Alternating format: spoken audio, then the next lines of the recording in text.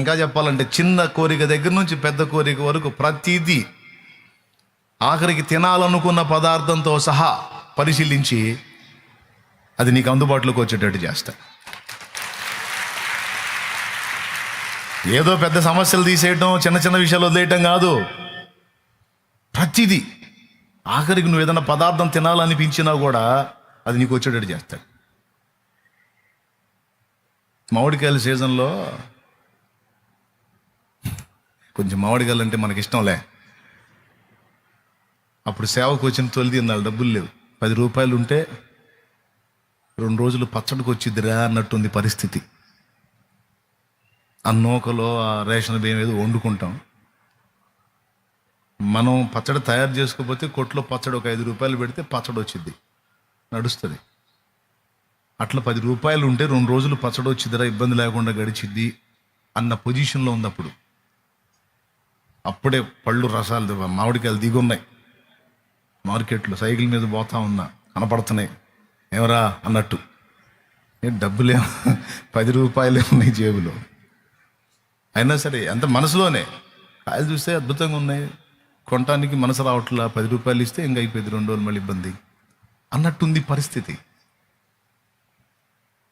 సరేలే డబ్బులు వచ్చినప్పుడు తిందాంలే, ఇప్పుడు దేవుడు ఇవ్వలేదు అంతే అనుకుంటే ఏదో పాడుకుంటూ వెళ్ళిపోయా. అయిపోయింది ఆ రోజు, పూర్తిగా అయిపోలా. సాయంత్రం అయింది. నా మనసులో నేను అనుకున్న ఆలోచన తల్లిదండ్రులకు తెలియదు, భార్యకి తెలియదు, నాతో ఉన్న బిడ్డలకి తెలియదు, ఎవరికి తెలియదు. ఈ లోపల నేను ఆ పండుగలు చూసి ఆశించింది ఆయన చూశాడు.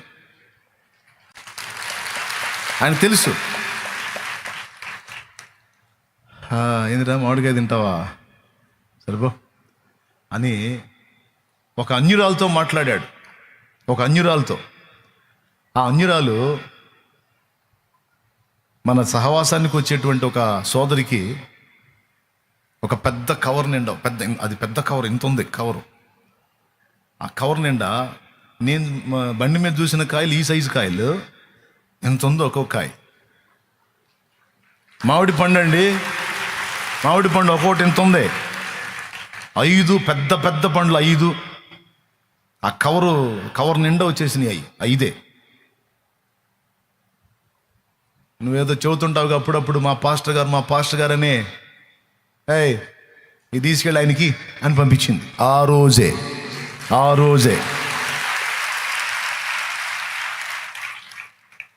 ఇప్పుడు మీరు చెప్పండి, కాయలు తింటాం సంగతి ఏమో కానీ ఆ కాయలు చూసి ఏడుపు వచ్చింది. ఏమయ్యా మనసులో అనుకున్న దాన్ని కూడా వదిలిపెట్టవా?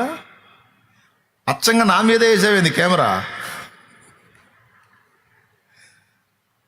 అది ఎట్లా తెలుస్తాయిదేవో నీకు? పొద్దుకూక నాకెళ్ళే పెడతావా నీ మైండ్ అంతా? అరే నేను రోడ్డు మీద పోతా అనుకున్నది నీకెట్ట తెలిసింది? అసలు అంత దృష్టి ఎట్ట పెట్టావు? నీకేం పనులు లేవా?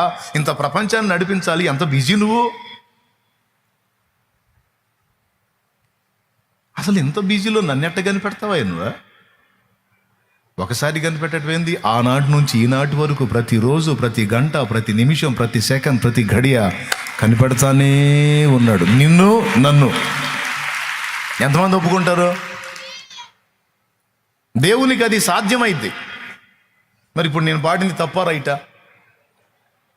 నా ఊపిరైంది నీ శ్వాసని, నిత్యము నీకెప్పుడు నా ధ్యాసని. మీరు ఎగతాళి చేయొచ్చు, పెద్ద పోటుగాడు అని నీ మీదే ధ్యాస పెట్టాడు. నేను పోటుగాడిని కాదు, ఎదవని అనుకుందాం. ఎదవల మీద ఇంకా ఎక్కువ ధ్యాస పెడతాడు. దేవునికి స్తోత్రం, హల్లెలూయా. పోటుగాడు కాదు, ఎదవని అనుకుందాం. ఎదవని అనుకున్నాడు అనుకో, అసలుకే ఎదవీడు అని చెప్పి ఇంకెక్కువ ధ్యాస పెడతాడు. ఎట్లా మంచోడైనా ధ్యాస పెట్టేదే ఎదవనైనా ఆయన ధ్యాస పెట్టి. ఎందుకంటే ఆయన మనల్ని ప్రేమిస్తున్నాడు, ఆయన నిన్ను ప్రేమిస్తున్నాడు. మీలో అనుభవించిన వాళ్ళు చెప్పండి, అలా మీరు ఆశించినవి మీరేదో మనసులో అనుకున్నాయి వెంటనే జరిగేటట్టు, ఆ రోజే జరిగేటట్టు, లేదా మరుసటి రోజు జరిగేటట్టు దేవుడు చేసిన కార్యాలు ఎంతమంది గుర్తున్నాయి? ఎంతమంది చేతులు ఎత్తుతారు? అది నేను ఎవరికీ చెప్పలేదు అన్నయ్య, నా మనసులో ఆఖరికి ఇక్కడికి వచ్చి కూర్చొని నువ్వు ఆశించిన పాటతో సహా నువ్వేదో అనుకుని కూర్చుంటావు, ఈరోజు ఆ పాట పాడితే బాగుండా అన్నాన్ని ఖచ్చితంగా నేను అదే ఎత్తుకుంటా. ఒక్కసారిగా ఒళ్ళు పులకించిద్ది. ఎందుకో తెలుసా? నువ్వు నాకేం ఫోన్ చేయలే, అసలు నువ్వు ఎక్కడ కూర్చున్నావు కూడా నాకు తెలియదు, కానీ నువ్వు ఆశించిన పాట నా నోట వచ్చేటట్టు దేవుడు చేశాడు. ఈ అనుభవం కూడా ఉంటుంది కొంతమందికి. ఎంతమంది ఒప్పుకుంటారు ఈ పాయింట్ని? అదిగో